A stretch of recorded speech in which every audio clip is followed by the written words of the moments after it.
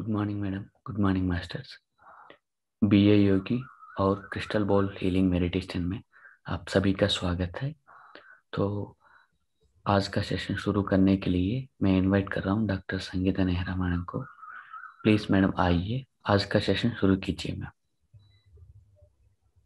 Thank you Bhargav. Thank you all masters. नमस्ते। सुबह के ब्रह्म मुहूर्त में आप सबका स्वागत है। और कल बुद्ध पूर्णिमा था। बुद्ध पूर्णिमा के आसपास के जो दिन हैं वो हाई एनर्जी के होते हैं। तो चलिए अभी हम क्रिस्टल बाउल से अपना हमिंग साउंड करेंगे। तो आंखें बंद कर लीजिए, आराम से बैठ जाइए, हाथ में हाथ रख लीजिए, कमर को सीधा कर लीजिए, पूरे तरीके से तैयार हो जाइए कि मुझे हमिंग साउंड करना है। पूरा खुशी के साथ, हैप्पीनेस के साथ अपने चेहरे को देखना शुरू करिए। आंखें बंद, हाथ में हाथ, पैरों को क्रॉस, कमर सीधा, आराम से रिलैक्स होकर बस अपने चेहरे को देखिए, गर्दन को देखिए, छाती को देखिए, नाभि को देखिए, कमर के नीचे वाले हिस्से को देखिए, पैरों की उंगलियों तक अपनी ध्यान को दौड़ाइए, हाथों की उंगलियों तक। पूरा शरीर ऊपर से लेके नीचे पैरों की उंगलियों तक सहज हो चुका है, ठहराव आ गया है। अब अपना ध्यान बाहर से अंदर जाती हुई सांस और अंदर से बाहर निकलती हुई सांस पर लेकर आइए कि मैं एक दृष्टा हूँ, एक ऑब्जर्वर हूँ, दूर से बैठा हुआ अपने आप को देख रहा हूँ। देखिए, सांस को भरिए, सांस को छोड़िए। सुखमय आसन, सुखमय प्राणायाम, योगः अनुशासनम। जब आप अपनी सांसों को अनुशासित कर लेते हैं तब आप योगी बन जाते हैं। बाहर से अंदर जाती हुई सांस और अंदर से बाहर निकलती हुई सांस, बस और कुछ भी नहीं। योगी बनने के लिए आपको अपनी सांसों को तराशना है। सांस को गहराई से भरिए और छोड़िए। फिर सांस को एक बार गहराई से भरिए और छोड़िए।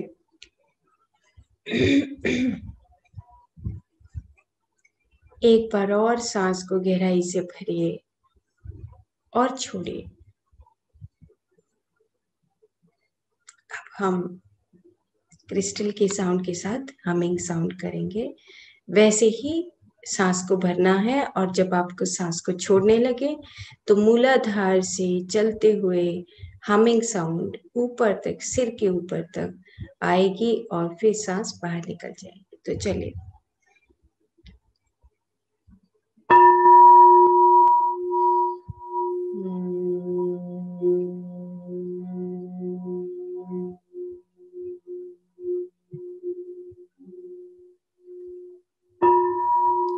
छोड़ते हुए ज्यादा समय लेना है। जितना आप हमिंग साउंड करेंगे उतना ही आपको फायदा होगा।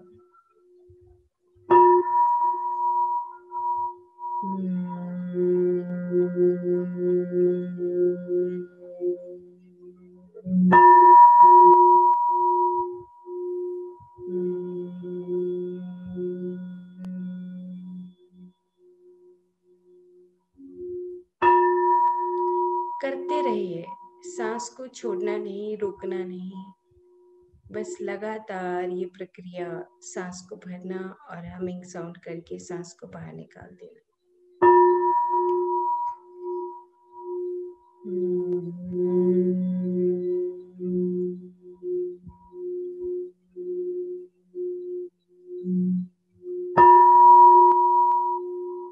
आपका ध्यान जब सांस भर लें, मूलाधार से होते हुए धीरे धीरे ऊपर सहस्रार तक, सिर के ऊपर तक आके नाक से सांस बाहर निकल जाए।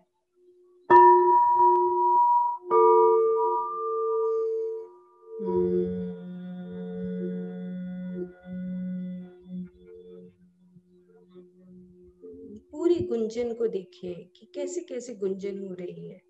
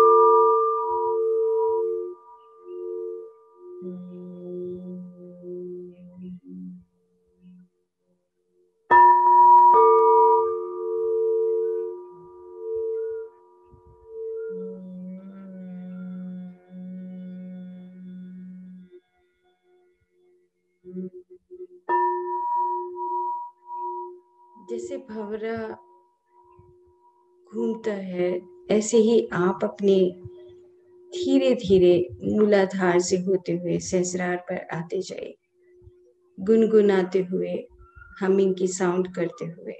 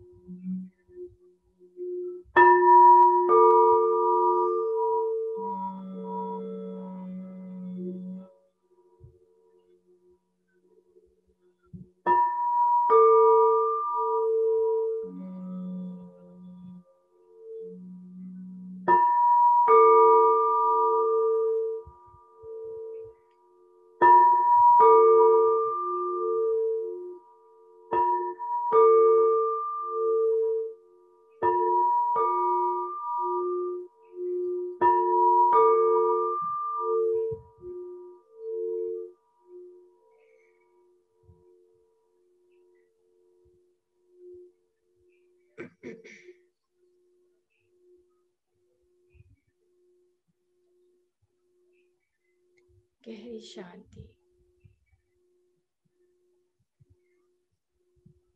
अपना ध्यान नीचे कमर के हिस्से पर लेकर जाइए। वहां की वाइब्रेशंस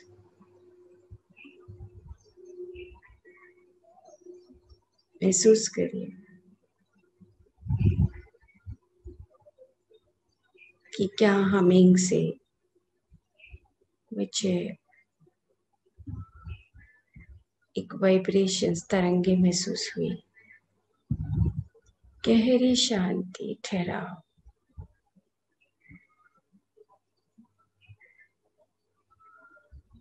अपने मूलाधार चक्र पे एक आनंद का अनुभव, नाभि तक उस प्रकाश को, उन तरंगों को देखिए।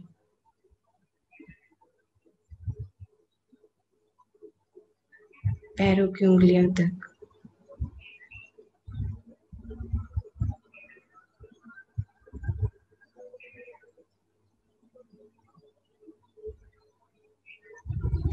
धीरे धीरे नाभि से ऊपर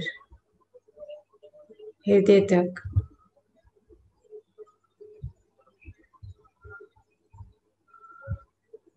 हृदय से ऊपर सहस्रार तक।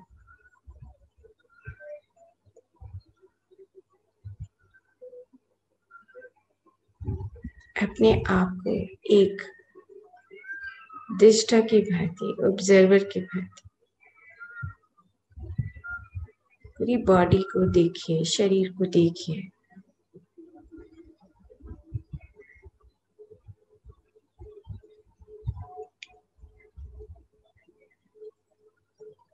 शांत। ये तरंगे करने से कितना सुकून मिला है।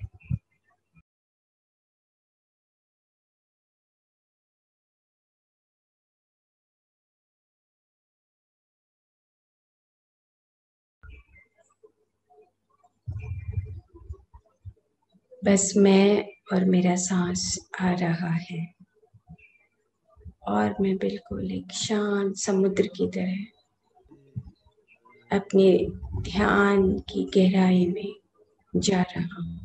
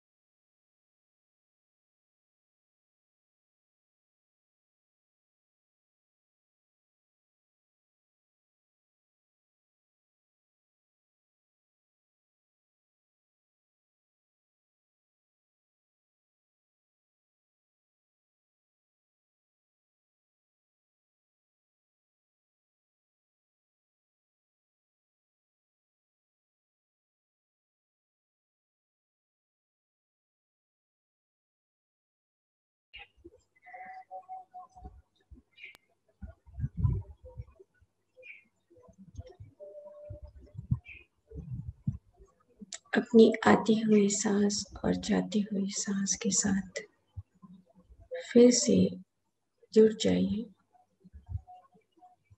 गहरे ध्यान से वापस आइए।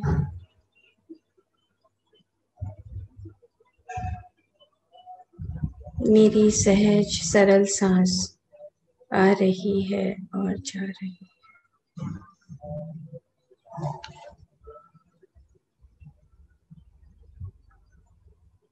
अहम ब्रह्मास्मि तत्वमसि श्वेतकेतु। मैं स्वयं में ही एक परम आत्मा, एक परम चेतन स्वरूप हूँ।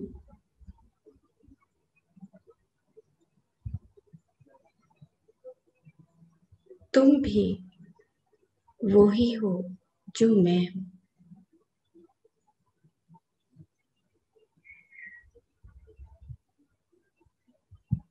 अपने चारों तरफ पूरी धरती को भीतर ही भीतर देखिए।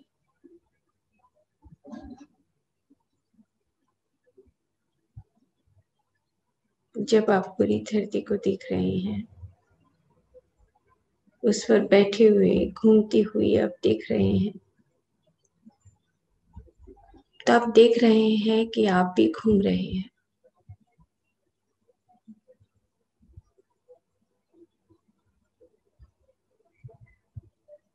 24 घंटे में वो अपना एक चक्र पूरा करती है और हम एक क्षण में अपना एक सांस पूरा करते हैं।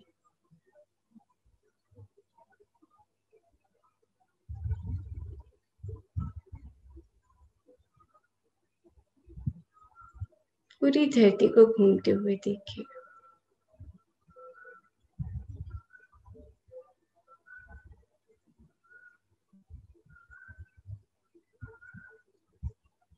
अब अपने आप को अपनी सांसों के साथ जोड़कर उसी प्रकार से हम भी गति करते हुए आगे बढ़ते हैं।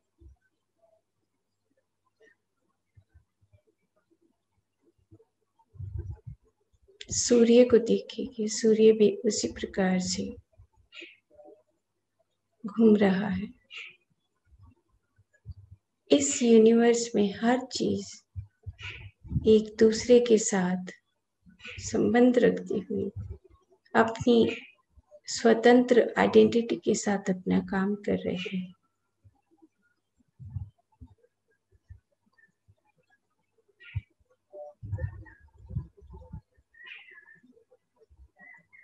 हम अपने चारों तरफ उस चेतनता जो बिखरी हुई है उसको महसूस करते हुए हमारे चारों तरफ जो मास्टर्स हैं उनको थैंक्स करते हुए धीरे धीरे हम वापस आ रहे हैं। 10, 9, 8, 7, 6, 5, 4, 3, 2, 1, 0। धीरे से अपने दोनों हाथ उठाकर अपने चेहरे पर रख और धीरे धीरे अपने हाथ हटाते हुए अपनी आंखें खोल लीजिए।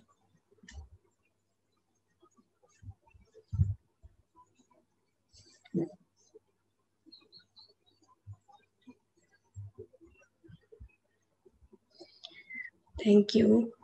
क्लैपिंग कर सकते हैं।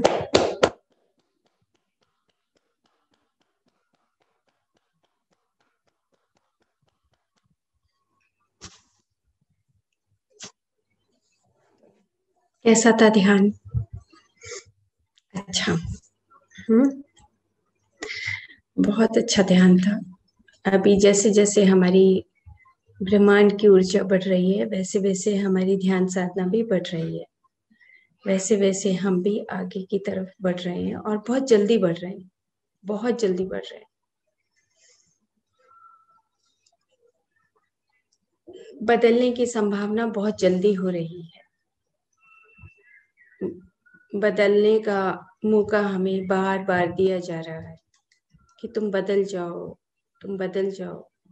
आंधी आएगी, तूफान आता है, अर्थक्वेक आते हैं, कोरोना आता है, वो सब इसीलिए कि हमें बदलने का मौका दिया जा रहा है। ये जो कॉन्शियसनेस है ये बढ़ रही है, डार्कनेस हट रही है, लाइट आ रही है, और हम सब अपनी अपनी गति से घूम रहे हैं। जैसे धरती घूमती है, सूरज घूमता है, उससे बड़ा सूरज घूमता है, उससे बड़ा सूरज घूमता है, उससे बड़ा सूरज घूमता है, ग्रह घूमते हैं, तारे घूमते हैं, अपनी अपनी एक्सिस पे सब लगे रहते हैं। इसी प्रकार से हम भी अपनी एक्सिस पे घूमते रहते हैं। बस हमारा ये है कि हम अपने सांस की गति को छोड़कर मन के साथ उलझ जाते हैं, तो अपनी सांस की गति को भूल जाते हैं। लेकिन जो इंडिपेंडेंट आइडेंटिटीज हो जाती हैं, जो ग्रह बन जाते हैं, जो तारे बन जाते हैं, जो गैलेक्सीज बन जाते हैं, उनका अपना एक इंडिपेंडेंट एंटिटी के साथ, वो एंटिटी के साथ अपना काम करते रहते हैं। तो हमें अपने सांसों के साथ रहते हुए उस जागृति के साथ हमें रहना है। तो अब हम चलते हैं, हमारा जो गीता का एक टॉपिक है, हम उस गीता के टॉपिक को, श्लोक नंबर है दूसरे अध्याय का 27वां श्लोक है। तो उसमें जो क्वेश्चन है, एक क्वेश्चन है कि यक्ष जो है युधिष्ठिर से क्वेश्चन करते हैं, युधिष्ठिर को बोलते हैं कि तुम ये बताओ कि सबसे इस धरती पर आश्चर्यजनक विषय क्या है। अब यक्ष बैठा है और युधिष्ठिर से प्रश्न पूछ रहे हैं कि क्या चीज सबसे ज्यादा ये आश्चर्यजनक है इस धरती पर। तो यक्ष जब पूछता है तो वो एक बार सोचता है कि अच्छा देखो जरा क्या है। तो फिर वो जवाब देता है कि सबसे आश्चर्यजनक चीज ये है कि हर किसी के घर में मृत्यु होती है, और फिर भी हम अपने सामने के घर में भी, अपने समाज में भी उस मृत्यु को देखते हुए हम ये सोचते हैं कि हम तो कभी मरेंगे ही नहीं। तो यक्ष और युधिष्ठिर का वार्तालाप आपस में चल रहा है कि देखो कितना आश्चर्य का विषय है कि मृत्यु किसी के घर में 20 साल की, किसी के घर में 30 साल की, किसी के घर में 40 साल की, 80 साल की, 90 साल की मृत्यु होती है। लेकिन फिर भी जब हम कोई भी काम करते हैं, कोई भी अहंकार में आते हैं, तो हम ये सोचते हैं कि हमारी मृत्यु तो कभी होनी ही नहीं। तो ये जो श्लोक है ये बहुत इम्पोर्टेंट है। ये इसमें 27वां श्लोक है कि ये सत्य जानना कि जब हम जन्म लेते हैं तो मृत्यु होती है, और मृत्यु होती है तो हम जन्म लेते हैं। ये क्रम चलता ही रहता है। तो भगवान कृष्ण अर्जुन को ये बात समझा रहे हैं कि तू कहाँ उलझा हुआ है, जन्म और मृत्यु का खेल तो चलता ही रहता है। तो अगला एक छोटी सी कहानी के रूप में बताया है कि महात्मा बुद्ध के पास एक जो एक महिला है वो आती है, बुजुर्ग महिला। तो उनका बेटा अपना फिजिकल बॉडी छोड़ देता है, तो रोती हुई आते हैं। वो कहती है महात्मा बुद्ध को कि तू तो इतना बड़ा संत है, महात्मा है, तो मेरे पुत्र को जीवित कर सकता है। तो उनको महात्मा बुद्ध कहते हैं कि ठीक है, मैं जीवित कर दूंगा, तुम ऐसे घर से सरसों के दाने ले आओ जिस घर में कोई मृत्यु ना हुई हो। तो कहती है ठीक है, चल पड़ती है, सारे गांव में घूम लेती है, हर घर घर जाती है, पूछती है कि जिस घर में मृत्यु नहीं हो उस घर से मुझे सरसों के दाने दे दो, मेरा बेटा जिंदा हो जाएगा। तो वो हर घर में जाने के बाद जब वो वापस उसके पास आती है तो अपना समर्पण दे देती है कि अब मुझे समझ आ गया, अब मैं अपने बेटे के लिए ये जन्म दान नहीं मांगूंगी, क्योंकि मृत्यु और जन्म का खेल मुझे समझ आ गया है, मैं भूल पर थी, मैं गलती पर थी। तो बुद्धा ने बहुत बार ऐसी ऐसी चीजें सिर्फ कुछ ही चीजों से ऐसे समझा देते थे। इसी प्रकार से भगवान कृष्ण अर्जुन को कह रहे हैं कि तू कौन सी जन्म और मृत्यु के खेल में उलझ गया है कि मेरे संबंधी मर जाएंगे, मैं मर जाऊंगा, ये धरती खत्म हो जाएगी। ऐसा कुछ नहीं है। तुम्हें तो ये बात समझनी है कि यहाँ जन्म और मृत्यु का खेल चलता ही रहता है। हमेशा मृत्यु भी निश्चित करते हैं हम अपनी कि हम 20 साल के मरे, 25 के मरे, 50 के मरे, अकॉर्डिंग टू हमारे कर्म सिद्धांत। तो हमारी जन्म और मृत्यु का खेल चलता रहता है। ये बात यहाँ पर उन्होंने बताई है और उसके बाद उसको थोड़ा सा और डिटेल बता दिया है कि जो यहाँ पर जो भूलोकवासी हैं वो स्वर्ग लोक में जाते हैं और जो स्वर्ग लोक में जाते हैं वो भूलोक में वापस आते हैं। ये तो एक सर्व सहज क्रम है, तो इसलिए शोक क्यों करना? क्यों तुम अभी से पहले शोक कर रहे हो? ये सहज क्रम तो चलता ही रहता है। जैसे बचपन में जब हम पाठशाला जाते हैं, एक कक्षा पूरी करते हैं, अगले कक्षा में जाते हैं, उसी प्रकार से हम यहाँ पर आते हैं, कुछ दिन रहते हैं, सीखते हैं, आगे बढ़ते हैं और फिर चले जाते हैं। नए नए पाठ सीखने के लिए फिर से अलग अलग प्रदेशों में, अलग अलग देशों में, अलग अलग कॉन्टिनेंट्स में, अलग अलग शरीरों में जन्म लेते हैं। तो तुम ये शौक क्यों कर रहे हो? मृत्यु पर शौक प्रकट करना मतलब कि आप आत्मज्ञानी नहीं है, आपके पास ज्ञान नहीं है। और अर्जुन, मैं तो तुम्हें एक ही बात कह रहा हूं कि तुम्हें आत्मज्ञानी बनना है। अपने इस काम के साथ साथ जिस काम में तुम दक्ष हो, जिस काम में तुम परफेक्ट हो, उसके साथ साथ तुम्हें आत्मज्ञानी बनना ही पड़ेगा। चाहे पांडव थे, चाहे कौरव थे, सब ध्यान करते थे। आपने अरुणा मैडम के मैसेजेस में सुना होगा, दुर्योधन भी ध्यान करता था, कौरव सब ध्यान करते थे, लेकिन ध्यान में वो क्या मांगते थे कि हमें विजय प्राप्ति हो। तो ध्यान विजय प्राप्ति के लिए नहीं होता, ध्यान होता है आत्मज्ञान बनने के लिए, आत्मज्ञानी बनने के लिए, योगी बनने के लिए, ऋषि बनने के लिए। तो वो यही बात समझा रहे हैं कि जब तक तुम्हारा अज्ञान नहीं जाएगा तुम जन्म और मृत्यु पर रोते ही रहोगे। तुम्हें ये बात समझनी पड़ेगी कि निसंदेह जो एक ब्रह्म ज्ञानी है, जो एक पंडित है, वो कभी भी मृत्यु पर शोक नहीं करता है। जो अज्ञानी है, जो पामर है, वो ही जन्म और मृत्यु पर शोक करते हैं कि वो चला गया, उसकी मृत्यु हो गई, अब क्या होगा। तो ये श्लोक जो है ये बहुत इंपॉर्टेंट बताया गया है कि जन्म और मृत्यु का जो खेल है उसको हमें एक आत्मज्ञानी की भांति एक पाठशाला समझकर कि हम इस धरती की पाठशाला पर अपने अनुभव करने के लिए आते हैं और फिर चले जाते हैं, फिर आते हैं और चले जाते हैं। निर्वाण एक दिन में, एक जन्म में नहीं होता है। अगर एक जन्म में हमें करना है तो पल पल हमें चेंज होकर अपने आप में सुधार लाना होगा, हर तरीके से। हर क्षण उस चीज को पकड़ना होगा कि कहीं मैं अव्यवस्थित तो नहीं हूं। एक एक क्षण को पकड़ने के बाद हमें तराशा जा रहा है, बार बार शरीर में हमें लाया जा रहा है। हमारी आत्मा का विस्तार के लिए हम बार बार शरीर में आते हैं, हमें तराशा जाता है।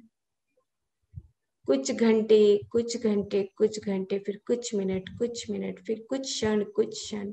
और हर क्षण में जब हम उस क्षण को एक संपूर्णता में महसूस करते हैं, गलती नहीं करते, तब हम निर्वाण हो जाते हैं।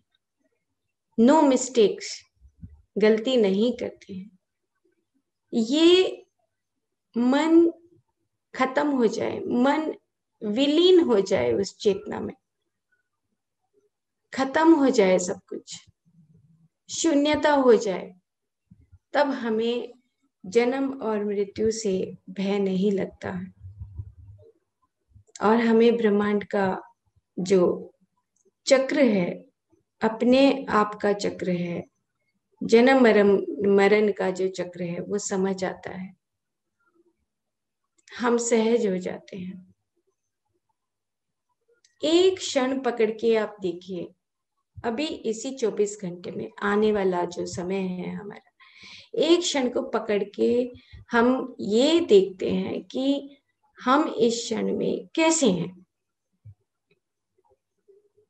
सही स्वरूप में हैं, स्थिर हैं, भाग तो नहीं रहे हैं, कहीं मन के धागों में तो नहीं उलझ गए हैं, विचारों में तो नहीं उलझ गए हैं। ये जो विचार, भाव, मन, इंद्रियां, ये सब हमें पकड़ लेती हैं, और इसी को हमें धीरे धीरे सीखना है।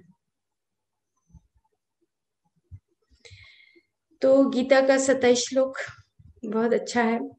हमें उस जन्म और मृत्यु के खेल को एक आत्मज्ञानी की भांति समझना है। आना और जाना तो ये हम तो टाइम के बाद परे भी जाना है, और इस टाइम में रहते हुए अपने कर्म सिद्धांत को सीखना भी है। निर्वाण की प्राप्ति तक अनेक जन्म लेने हैं, और उन जन्मों में हमें और प्योरीफाई होना है। मैं तो एक चीज अपने आप को अंदर से बोलती हूँ कि 40 साल के बाद ये पोर्टल खुला, जल्दी खुल जाए। जितना जल्दी खुलेगा तो उतना जल्दी एनलाइटनमेंट हो जाएगा। तो ये मेमोरी जैसे काली माँ का जो संदेश आपके सामने बहुत जल्दी आने वाला है। काली माँ का जो एग्जिस्टेंस है, जो पहले काली माँ थी वो हमेशा काली माँ ही रहती है, लेकिन हम अलग अलग स्वरूपों में आते हैं। क्योंकि हम इनकार्नेशंस में जब आते हैं तो हमारा मेमोरी, हमें हमारी याद नहीं रहती है। हम इस जन्म में आए तो हमें याद ही नहीं था। हमारे पेरेंट्स ने हमें पाला, बड़ा किया, और फिर कहीं जब कहीं कोई दुख आया, कोई ठोकर लगी, तब हम ध्यान में आ गए। और जब ध्यान में आ गए तब हमें याद है, ओह हम कौन थे।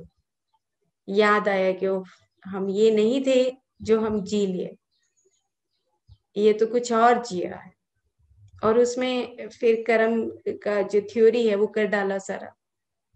तो इसीलिए हम एक ऐसी एग्जिस्टेंस में आ जाए जहां पर हमारी इनकारनेशंस खत्म हो गए, और हम उस एग्जिस्टेंस में ही रहते हुए आगे बढ़ के पूरे ब्रह्मांड की रिस्पॉन्सिबिलिटीज को संभालें। तो जल्दी से हम इतने सजग हो जाएं कि हम हमेशा अपनी आपको याद रखें। अभी तो हम पास्ट लाइफ करते हैं, ये करते हैं, कोई जरूरत नहीं। क्या करेंगे हम, कि हम चिड़िया थे तो क्या करेंगे, या हम एनिमल थे तो क्या करेंगे, हम तमस में थे तो क्या करेंगे। क्या करना है हमने, अब तो आगे करना है जो करना है, वो ज्यादा अच्छा है। नो नीड है, कोई जरूरत नहीं है अपना पास्ट देखने की। पास्ट का इतना तो पता ही है जनरली कि हम एनिमल से बाहर आए हैं, बर्ड से बाहर आए हैं, प्लांट से बाहर आए हैं, तमस से बाहर आए हैं, रजस से बाहर आए हैं, सतों में रहते हुए अब हम यहाँ पर शुद्ध सात्विक के बाद निर्वाण की स्थिति तक आ रहे हैं। ये हमें ध्यान रखना है कि अब आगे आने वाले समय में हम एक रोशनी के स्वरूप में ही अपने आप को स्थापित कर पाए। हम आगे चलते रहेंगे और गीता के जो अर्थ हैं वो समझ आते रहेंगे हमें। Thank you, thank you. Okay, bye.